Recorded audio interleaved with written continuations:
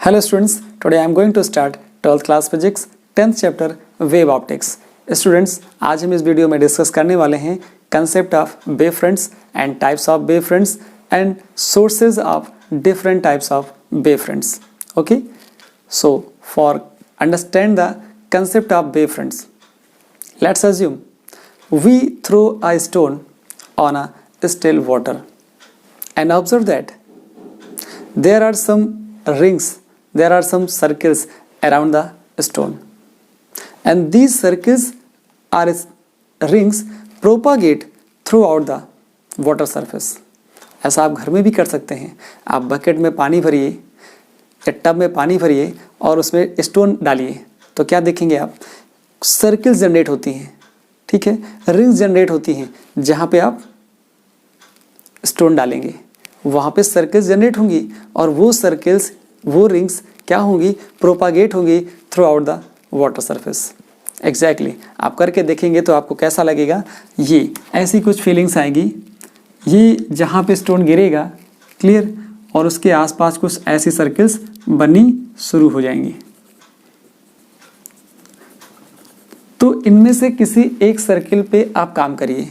Clear, किसी एक circle पे जब आप काम करोगे मतलब आप किसी एक सर्किल को ले लेंगे तो होगा क्या? ये जो सर्किल्स होंगी इनके जितने भी पार्टिकल्स हैं या तो किसी टाइम पर ये अप हो रहे होंगे या फिर डाउन हो रहे होंगे. दोनों में से एक चीज़ हो रही होगी.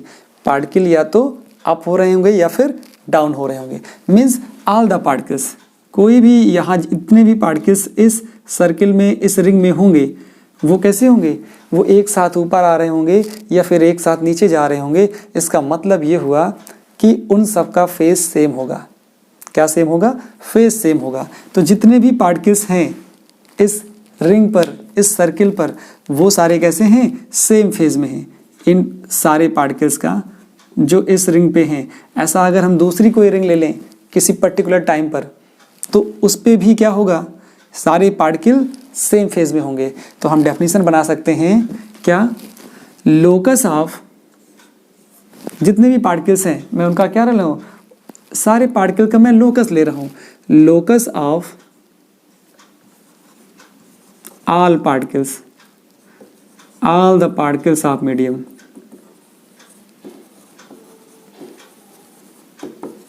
क्लियर, जितने भी पार्टिकल्स हैं मीडियम के इस लोकस पर, मतलब इस सर्किल पर, उन सभी पॉइंटों का locus, locus of all the particles of medium vibrating in same phase, vibrating in same phase at a given instant, at a given instant. ये है वेव फ्रंट की definition. Clear, called wave front. इस तरह से आप wave front को define कर सकते हो. ओके, मैं आपको दूसरी तरह से भी क्लियर करता हूं और आपको इसकी प्रॉपर फीलिंग दिलाता हूं. आपको मालूम है वेव क्या होती है? Wave means what? वेव क्या होता है? सिंपली आप कह सकते हो it is a disturbance in a medium. Wave क्या है? वेव होता है disturbance in a medium. Disturbance in a medium.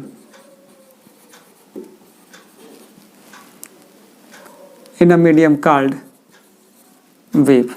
इसको आप बोलते हो वेव. और वेव की इक्वेशन मालूम क्या होती है?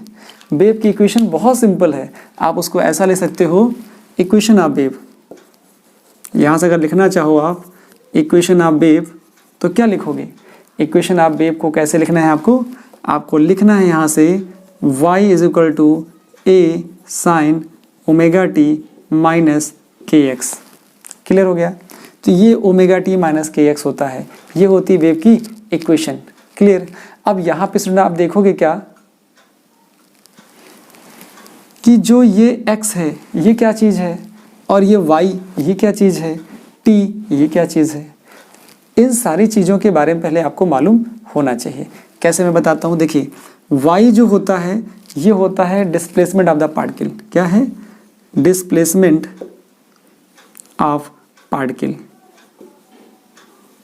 ठीक है। और जो x होता है ये होता है displacement of wave, displacement of wave. और t क्या होता है, t होता है आफ्टर व्हाट टाइम हम वेव को ले रहे हैं, हम किस टाइम के बाद वेव को देख रहे हैं। जैसे ये इस वेव फ्रंट का टाइम कुछ और होगा, इस वेव फ्रंट का टाइम कुछ और होगा, इस वाले वेव फ्रंट का टाइम कुछ और होगा। ये आपके पास सोर्स हो गया, this is the source of disturbance, जहाँ से डिस्टर्बेंस क्रिएट हो रहा है।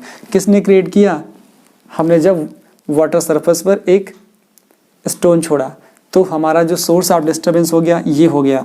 यहाँ से ये सोर्स, ये डिस्टर्बेंस, ये वेव आगे प्रोपागेट हो रही है। और प्रोपागेट होने के लिए हम क्या दिखाते हैं, ऐसे एरो दिखाते हैं, ऐसे एरो दिखाते हैं। ये एरो क्या करने वाले हैं, ये एरो बताते हैं कि एनर्जी प्रोपागेट हो रही है। क्या दिखाते हैं, प्रोपागेट हो रही है। और एक इन्फॉर्मेशन देते हैं, इनको बोलते हैं रेज। क्या बोलते हैं, रेज। क्लियर। और ये जो रेज होती हैं ये वेव फ्रंट के परपेंडिकुलर होती हैं। ये वेव फ्रंट और ये रेज दोनों हो गई परपेंडिकुलर। तो आप कहीं साइड में लिख सकते हो, मैं अभी नोटिंग में लिखा दूंगा आपको कि rays are perpendicular to wave front. दूसरी बात, और रेज क्या करती हैं, रेज शो करती हैं direction of propagation of energy को। इन दोनों चीज़ों को समझना है। एक बहुत इंपॉर्टेंट पॉइंट आपको यहाँ मालूम होना चाहिए कि सेम वेव फ्रंट पे जो पार्टिकल होते हैं उनमें फेज का डिफरेंस कितना होता है। सेम वेव फ्रंट पर, मतलब इस वेव फ्रंट की बात कर रहा हूँ, इसमें कोई भी दो पार्टिकल ले लीजिए, उनके बीच फेज का डिफरेंस कितना होगा, एग्जैक्टली जीरो होगा।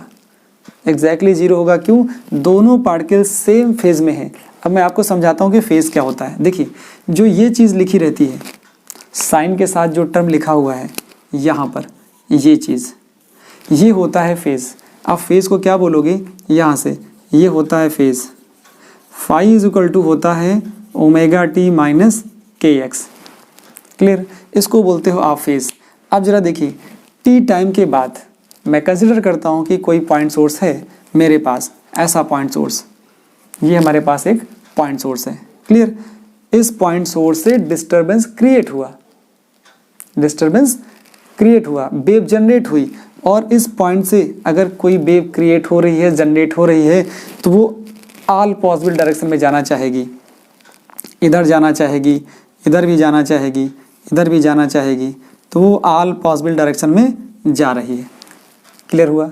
हमें क्या करना है, हमें लेना ये है एट टाइम टी, क्या, आफ्टर टाइम टी,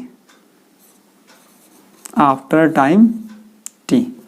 मैं आफ्टर टाइम टी की बात कर रहा हूँ, t after time t is equal to T1 की बात कर रहा हूँ कि T1 टाइम पर, T1 टाइम में जो इस सोर्स से, एस से जो डिस्टर्बेंस, जो वेव बनी है, वो x डिस्टेंस ट्रेवल करने के बाद उनका फेज क्या होगा। मेरी बात समझ रहे हैं आप। मैं ये कह रहा हूँ कि अगर किसी पॉइंट से, किसी सोर्स से डिस्टर्बेंस प्रोड्यूस हुआ और वो वेव टी टाइम में, हम टी टाइम के बाद चाह रहे हैं कि अगर कोई वेव x डिस्टेंस ट्रेवल करती है टी टाइम में, तो x डिस्टेंस चलने के बाद उसका फेज क्या होगा। ज़रा देखिए, हमने कहा यहाँ से निकली हुई वेव टी टाइम में x डिस्टेंस ट्रेवल करके यहाँ पहुँची, उसका मैंने नाम दिया a। ठीक, इस डायरेक्शन में x डिस्टेंस ट्रेवल करके वेव पहुँची b पर, इधर x डिस्टेंस ट्रेवल करके वेव पहुँची कहाँ, ये पहुँची c पर।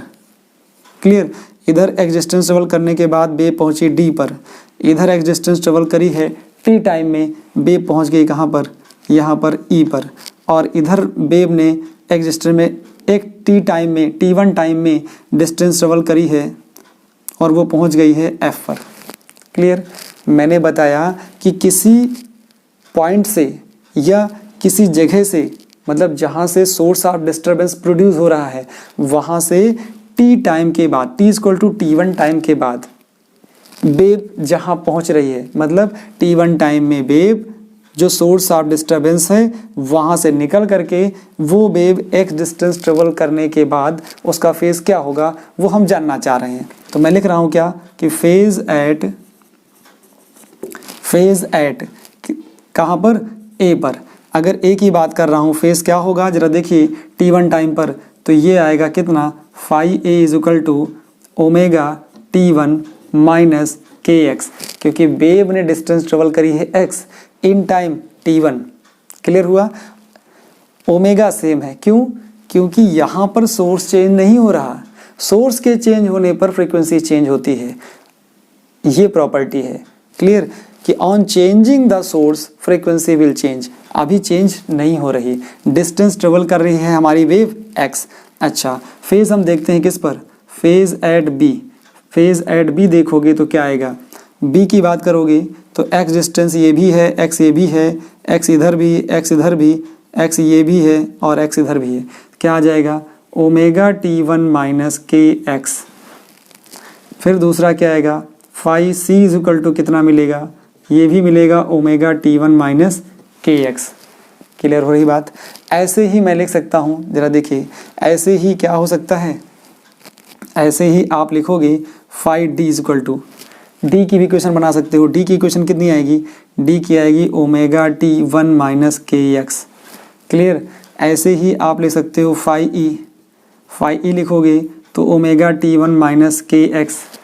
हर पार्टिकल के लिए आप लिख सकते हो। और क्या करोगे, पता चल रहा है कि जिस सबका फेज सेम है, सबका फेज सेम है, हर पार्टिकल का फेज सेम है, तो जो पार्टिकल सेम फेज में ऑसिलेट कर रहे हों उनको क्या करिए, उनका एक लोकस बनाइए। क्या करना है मुझे, इनका एक लोकस बनाना है, ऐसे ये, और ये लोकस क्या शो करेगा, this locus shows the wave front. ये क्या बन गया, this is the wave front. ये आपके पास एक वेव फ्रंट बन जाता है। तो अब आपको बात समझ में आई होगी, जो मैंने डेफिनेशन लिखी है, locus of all the particle of medium vibrating in same phase at a given instant, ये क्या बताता है, ये आपको बताता है कि वेव फ्रंट कैसे समझा जाता है। तो वेव फ्रंट आपने इजी वे में समझा, और यहाँ इसकी प्रॉपर्टी मैं आपको क्लियर कर दूं कि क्या होती है इसकी प्रॉपर्टीज। जैसे आप नोट करिए, फिर मैं आपको प्रॉपर्टीज क्लियर करता हूँ। देखिए, प्रॉपर्टीज बहुत सिंपल सी हैं। प्रॉपर्टीज में सबसे पहले ये कि rays are perpendicular to, note क्या होगा, सबसे पहली property, rays perpendicular to wave front. क्या होता है, जो हमारी रेज होती हैं, ये रेज ये वेव फ्रंट के परपेंडिकुलर होती हैं। सेकंड पॉइंट हमारे पास ये है कि जो रेज हैं क्या बताती हैं, rays source propagation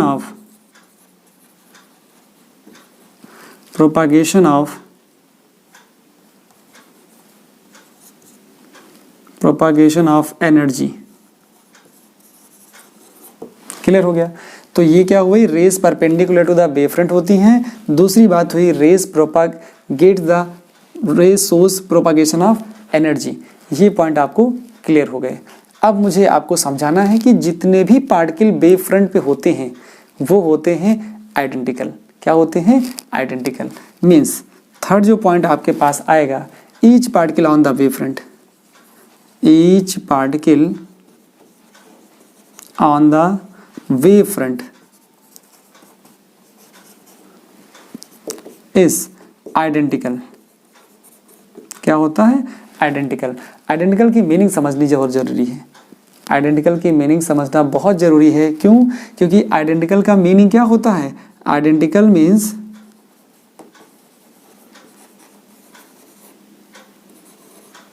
means same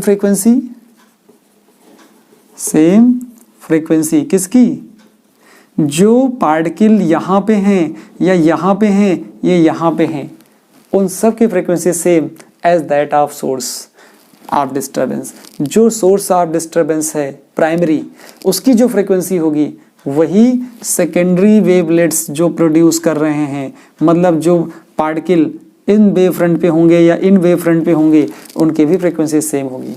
क्या हुआ, same frequency same phase phase भी सेम होगा सबका, क्लियर, और क्या होगा, सेम वेलोसिटी होगी, सेम स्पीड। तो ये चीज आपको समझनी है। क्या समझना था कि each particle on the wave front, चाहे इसकी बात करिए चाहे इसकी बात करिए, जितने भी पार्टिकल वेव फ्रंट पे होंगे वो सारे आइडेंटिकल होंगे। आइडेंटिकल मीन्स ये होता है कि उनकी जो फ्रीक्वेंसी होगी, उनकी जो फेज होगी, उनकी जो स्पीड होगी वो क्या होगी, सेम होगी। एक पॉइंट और नोट करना है आपको कि ये बताता है कि अगर हम फेज डिफरेंस देखें, phase difference, fourth point, phase difference between two points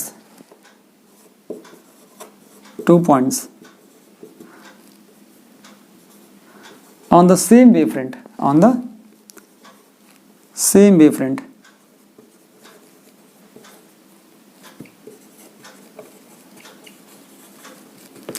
wavefront is zero। ये चीज आपको नोट करनी है कि अगर सेम वेवफ्रंट की बात हो रही है और उस सेम वेवफ्रंट पर दो पार्टिकल के बीच अगर आपको फेज डिफरेंस निकालना है तो वो जीरो होता है। क्या होता है, जीरो होता है। अगर मैं इस वेवफ्रंट पर कोई पॉइंट ले लूं और एक पॉइंट यहाँ ले लूं, फिर मैं आपसे पूछूं कि फेज डिफरेंस क्या जीरो होगा, तो बिल्कुल जीरो नहीं होगा। सेम वेवफ्रंट पे दो पॉइंट होंगे तो फेज डिफरेंस जीरो होगा, बट अलग अलग वेवफ्रंट पर अलग अलग दो पॉइंट लेकर के फेज डिफरेंस आपको काउंट करना हो तो जीरो नहीं होगा।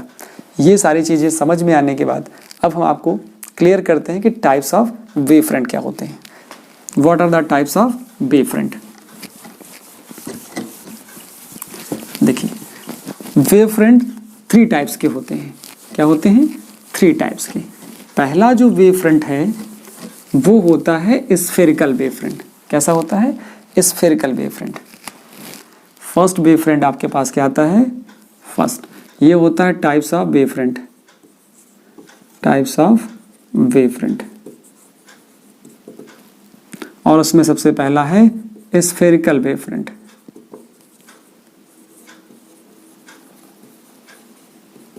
अब स्फेरिकल वेवफ्रंट क्या होता है, स्फेरिकल वेवफ्रंट का मतलब कि अगर कोई वेवफ्रंट पॉइंट सोर्स से प्रोड्यूस हो रहा है, कैसे बन रहा है वो, अगर कोई वेवफ्रंट किसी पॉइंट सोर्स ऑफ डिस्टरबेंस से प्रोड्यूस हो रहा है, if point source of disturbance is point source, if source of disturbance is point source, source of disturbance, if source of disturbance is point source,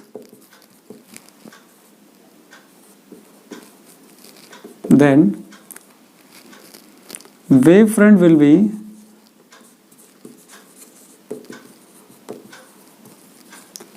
spherical।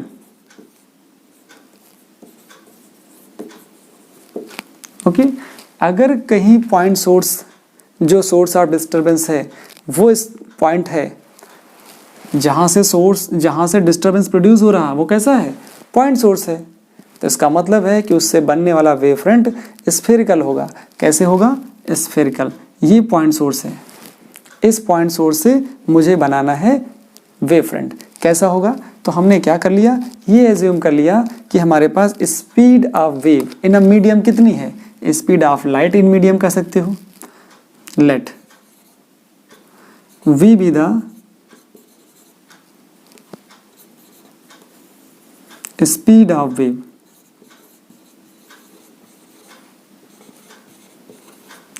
Speed of wave in a medium. ये हमारे पास v जो है speed of wave है, speed of light है in a medium, वो आपको मालूम हो गई। हम चाहते हैं कि आफ्टर टाइम t जो डिस्टरबेंस है किसी पॉइंट सोर्स से प्रोड्यूस हो रहा है वो कहाँ रीच करेगा। After time t, after time t disturbance या wave, after time t disturbance, after time t wave travels a distance कितनी डिस्टेंस ट्रेवल करेगा। अगर किसी वेव की स्पीड मालूम है, टाइम मालूम है, तो वेलोसिटी इनटू टाइम क्या होता है, डिस्टेंस, तो वो हो जाएगा वी, क्या हो जाएगा, वी। ओके, तो after time t wave travels a distance v, ये चीज़ मालूम हो गई। इसका मतलब ये है आपके पास सोर्स एस, यहाँ से निकलने वाला जो डिस्टर्बेंस है, क्या डिस्टर्बेंस है, वो टी टाइम में वी स्पीड से कितना चलेगा, वो चलेगा वी टी, कितना चलेगा, वी टी इधर भी जाएगा और वी टी इधर भी जाएगा, वी टी इधर भी जाएगा, वी टी इधर भी जाएगा, मतलब सभी पॉसिबल डायरेक्शन में वो वी टी डिस्टेंस ट्रेवल करेगा। आप क्या करना है, इनको ज्वाइन करा दीजिए। देखिए ये कैसा बन गया, एक स्फेरिकल वेवफ्रंट बन गया, बन गया। अब ऐसा मैं कंसेंट्रिक स्फेरिकल वेवफ्रंट भी बना सकता हूँ। कैसे, इनको आगे रेज आगे कर दीजिए, रेज को आगे कर दीजिए। रेज क्या शो करती हैं, रेज शो करती हैं और ये रेज रेडियली आउटवर्ड होनी चाहिए। इनके ऊपर आप दूसरा भी कोई वेवफ्रंट बना सकते हो। ये कंसेंट्रिक स्फेरिकल वेवफ्रंट हो गया, क्लियर हुआ। ऐसे बहुत सारे स्फेरिकल वेवफ्रंट बना सकते हैं। इसका मतलब ये हुआ कि पॉइंट सोर्स से जो वेवफ्रंट बनता है वो कैसा बनता है, स्फेरिकल। जैसे ये है, इस पॉइंट सोर्स से रेज ऐसे निकलेंगी, ये हमारे पास एस पॉइंट सोर्स हो गया। अब यहाँ से इस पे स्फेरिकल दिखाना है तो हम ऐसे बना देंगे, ठीक। ये हमारे पास रेज हो गई और यहाँ से हमारे पास ये एनर्जी का प्रोपैगेशन हो रहा है और ये जो वेवफ्रंट है वह स्फेरिकल हो जाता है। इस तरह से हम इजीली किसी पॉइंट सोर्स से जो वेवफ्रंट बनता है उसके लिए हम क्या करते हैं कि डिस्टेंस देख लेते हैं कि कितनी है, कि टी टाइम में हमारा जो डिस्टर्बेंस है कितना डिस्टेंस ट्रेवल कर रहा है। तो बस उतना आर्क ले करके हमने क्या किया, यहाँ से आर्क एक ले लिया, लगा दिया। वैसे ही अगर किसी और टाइम में देखना चाह रहे हैं तो एस को सेंटर माना और उतने का आर्क लगाया, वो हमारे लिए वेवफ्रंट बन जाता है। क्लियर। इस तरह से आपको समझ में आया कि जो पॉइंट सोर्स अगर कैसा हो, जो सोर्स ऑफ डिस्टर्बेंस है वो पॉइंट होगा तो स्फेरिकल वेवफ्रंट बनेगा। अब हम बात करते हैं सिलिंड्रिकल वेवफ्रंट की। अब सिलिंड्रिकल वेवफ्रंट कैसे बनता है, सिलिंड्रिकल वेवफ्रंट के लिए क्या होना चाहिए, if source of disturbance is linear, क्या होना चाहिए, if source of disturbance is linear हो जाए। अगर आपके पास कैसा हो जाए, देखिए अब आपको पढ़ना है सिलिंड्रिकल वेवफ्रंट।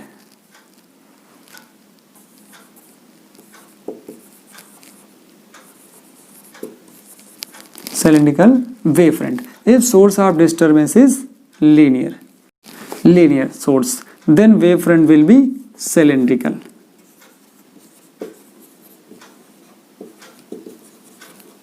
अब सिलिंड्रिकल बनाओगे कैसे, बहुत सिंपल है। देखिए एक आपके पास सोर्स कैसा है, लीनियर सोर्स है, आपने ले लिया। अब इस लीनियर सोर्स से रेज इस साइड भी जाएंगी, इस साइड भी जाएंगी, ये आपके पास रेज हो गई और रेज इधर भी जानी है,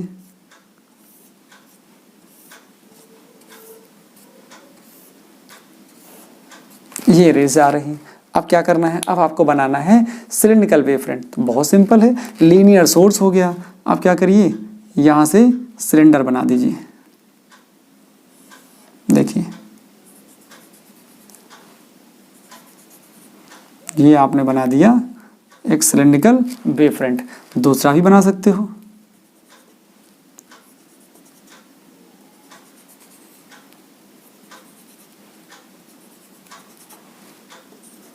ये दूसरा कंसेंट्रिक सिलिंड्रिकल बन गया। एक तीसरा वेवफ्रंट बना दीजिए आप।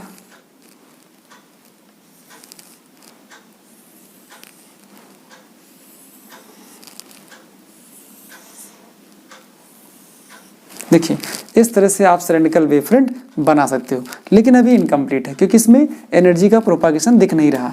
देखिए ये हमारे पास लीनियर सोर्स था, तो इससे यहाँ भी रेज निकल रही थी, तो यहाँ भी रेज निकालनी है आपको, ये सब। तो ये है रेज। ऐसा दिखा देने के बाद ये प्रॉपर आपका सिलिंड्रिकल वेवफ्रंट बन जाता है। क्लियर हो गया। तो इस तरह से आपको बनाना है सिलेंड्रिकल वेव फ्रंट। कब? जब हमारा सोर्स ऑफ डिस्टरबेंस कैसा होगा, लीनियर सोर्स होगा, तब आपको सिलेंड्रिकल वेव फ्रंट मिलेगा। ओके, अगर आपके पास पॉइंट सोर्स होगा तो आपको स्फेरिकल मिलेगा, लीनियर सोर्स होगा तो सिलेंड्रिकल मिलेगा। अब हम समझेंगे कि क्या होता है प्लेन वेव फ्रंट। ओके, अब प्लेन वेव फ्रंट के लिए क्या कहानी है? If source of disturbance is infinity. अब देखिए क्या होता है प्लेन वेव फ्रंट। थर्ड मुझे बात करनी है plane wave front.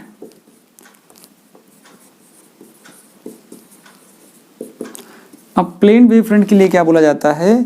If at a very large distance, at a very large distance, at a very large distance,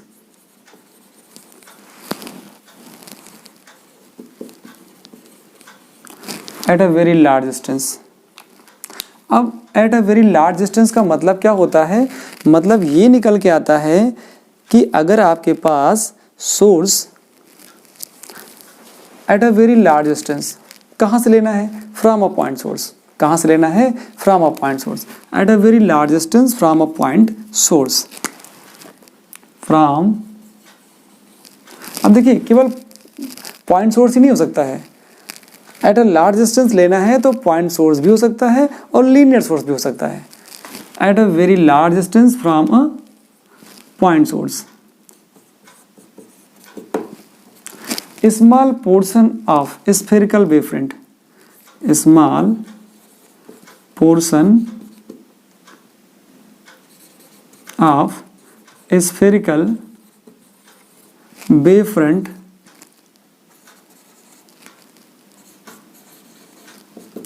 appears as a plane। क्या होता है?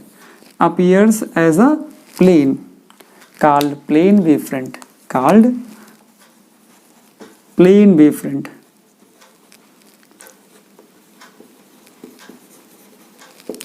देखिए इसको समझिए फिगर से।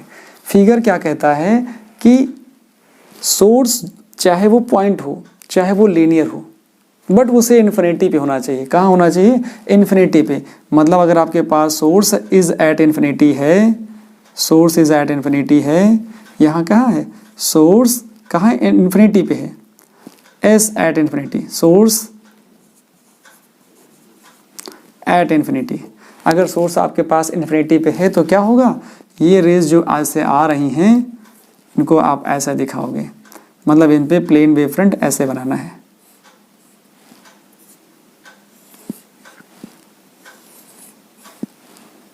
ये होते हैं प्लेन वेव फ्रंट।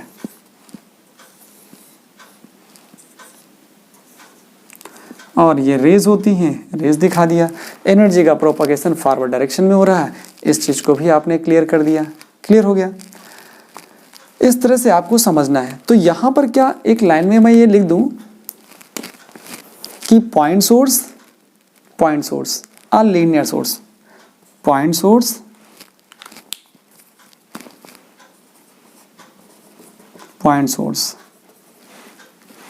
और लीनियर सोर्स।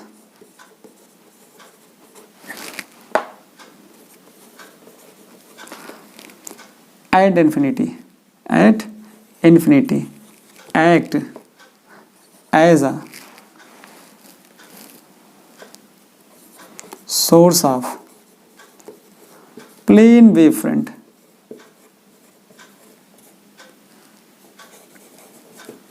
इस बात को कहने में कोई गलती नहीं होगी कि अगर कोई पॉइंट सोर्स है या लीनियर सोर्स है और वो इन्फिनिटी पे है तो वो प्लेन वेव फ्रंट के लिए एज अ सोर्स काम करता है। आई होप अब आपको मेरी बात समझ में आ रही होगी कि कोई भी सोर्स हो, चाहे वो पॉइंट सोर्स हो चाहे वो लीनियर सोर्स हो, अगर बहुत दूर है, इन्फिनिटी पे है, तो उसका स्मॉल जो पोर्शन होता है, स्मॉल जो पार्ट होता है, वो बिहेव करता है as a plane wave front. तो अगर हम से कोई पूछता है कि सोर्सेस बताइए, सोर्सेस किसका बताना है? अगर आपके से कोई पूछता है स्फेरिकल वेव फ्रंट का सोर्स बताइए, तो आप सिंपली बताइए पॉइंट सोर्स होता है। पॉइंट सोर्स ऑफ डिस्टर्बेंस है तो स्फेरिकल होगा। अगर लीनियर सोर्स ऑफ डिस्टर्बेंस है तो सिलिंड्रिकल होगा। अगर पॉइंट सोर्स और linear source it at infinity is at infinity, then it will act as a source of disturbance for a plane wavefront. Okay, now उसके बाद हम लोग समझते हैं कुछ problems. Draw the wavefront. First, when object is at infinity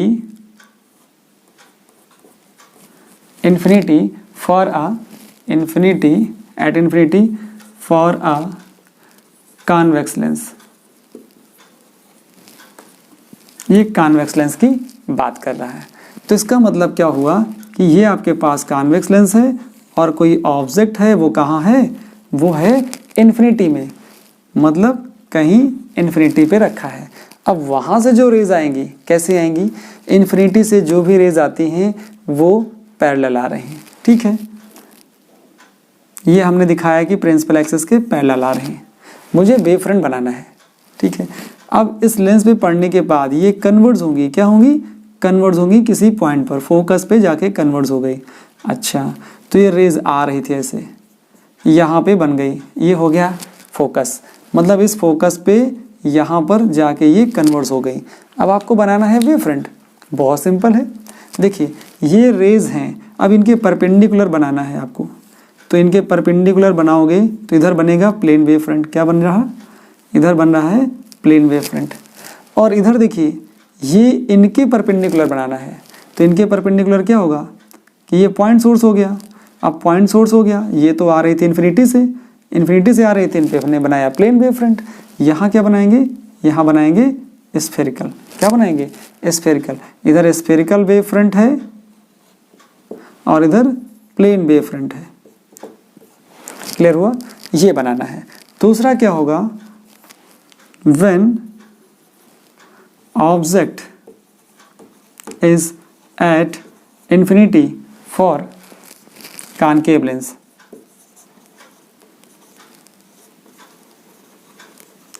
concave lens की बात करोगे तो क्या आएगा, कॉनकेव लेंस के लिए भी सिंपल ऐसे ही फिगर बनाना है। देखिए कॉनकेव लेंस के लिए बनाया तो ये बन गया। ऑब्जेक्ट कहाँ है, ऑब्जेक्ट इन्फिनिटी पे है। ऑब्जेक्ट कहाँ है, इन्फिनिटी पे है। इन्फिनिटी पे है, रेज आ रही हैं, तो आने के बाद क्या होता है, ये डाइवर्ज हो जाती हैं। क्या होती हैं, डाइवर्ज हो जाती हैं। डाइवर्ज होने का मतलब क्या हुआ कि ये कहीं पर एक जगह मिल जाती हैं, बैकवर्ड करने पर इनको, पीछे इनको प्रोड्यूस करोगे, प्रोड्यूस बैकवर्ड, तो ये मीट हो जाती हैं। अब जरा देखिए इन पे बनाना है आपको वेव फ्रंट। कैसे बनेगा, देखिए यहाँ पर तो ये बनेगा प्लेन वेव फ्रंट, क्योंकि ये इन्फिनिटी से आ रही हैं। अच्छा, यहाँ पर भी देखोगे ये बना दिया आपने, ये हो गया प्लेन वेव फ्रंट। अब यहाँ जो बनना है, यहाँ का जो वेव फ्रंट है वो कैसा होगा, ये स्फेरिकल होगा। कैसा होगा, स्फेरिकल। रेज जा रही हैं इनके परपेंडिकुलर, तो ये हो गया स्फेरिकल वेव फ्रंट हो गया। ऐसे ही आप बना सकते हो मिरर के लिए भी, ऐसे ही आप बनाओगे प्रिज्म के लिए भी। देखिए अगर मैं प्रिज्म की बात करता तो किसके लिए होता है, फॉर प्रिज्म। प्रिज्म की बात करता तो क्या आता, फॉर प्रिज्म, ऐसे होता है प्रिज्म। क्लियर। अब इस प्रिज्म पे रे आई, थोड़ा सा डेविएट हुई और ये ऐसे गई। ऐसे ही मैं दूसरे बनाता तो थोड़ा सा और ये ऐसे जाता। ठीक, अब मुझे क्या करना है, मुझे बनाना है इन पे वेव फ्रंट। तो कैसे बनाऊंगा मैं, देखिए ये वाली रेस, ये रेस कैसे हैं, ऐसे जा रही हैं, आपस में पैरेलल हैं। ठीक है, तो मुझे क्या करना है, इनके परपेंडिकुलर वेव फ्रंट बनाना है। तो कैसा बन जाएगा जाके, ये ऐसा बनेगा जाके। ठीक, ऐसा ही बनेगा यहाँ पर भी। यहाँ पर कैसा बनेगा जाके, ऐसा, मतलब ये प्लेन वेव फ्रंट ही बन पाएगा ऐसा करके। तो ये प्लेन वेव फ्रंट बन रहा, प्लेन वेव फ्रंट। यहाँ भी प्लेन वेव फ्रंट बन रहा है। हम क्या कर सकते हैं, ऐसा ही अगर मिरर के लिए बनाते तो क्या बनाते हैं, अगर मैं कॉनकेव मिरर के लिए बनाऊं, क्या बनाऊं, कॉनकेव मिरर के लिए, तो कैसा बनेगा, देखिए कॉनकेव मिरर कैसा होता है, ऐसा कॉनकेव मिरर कैसा बनेगा, ये है हमारे पास कॉनकेव मिरर। ऑब्जेक्ट कहाँ है, इन्फिनिटी पे है, तो हमने कहा कि ये हमारे पास रेस आ रही थी ऐसे, ये हमारे पास रेस आ रही है। ऑब्जेक्ट कहाँ है, इन्फिनिटी पे है, किसके लिए, कॉनकेव मिरर के लिए। ये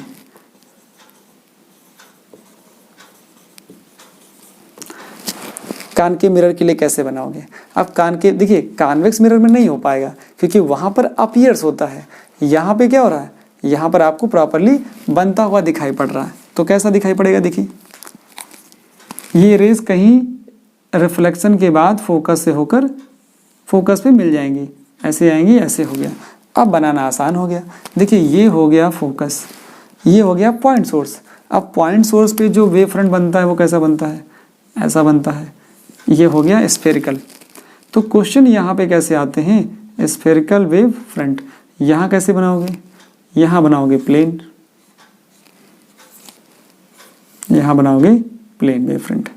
देखिए क्वेश्चन ऐसा बनता है कि आपसे पूछेगा कि बिफोर रिफ्लेक्शन कैसा वेव फ्रंट है, बिफोर रिफ्लेक्शन क्या है, प्लेन, आफ्टर रिफ्लेक्शन क्या है, स्फेरिकल। यहाँ क्या देख रहे हो, before convergence plane, after refraction, refraction के बाद कैसा है, स्फेरिकल। तो ये सारी चीज़ें आपसे पूछी जा सकती हैं।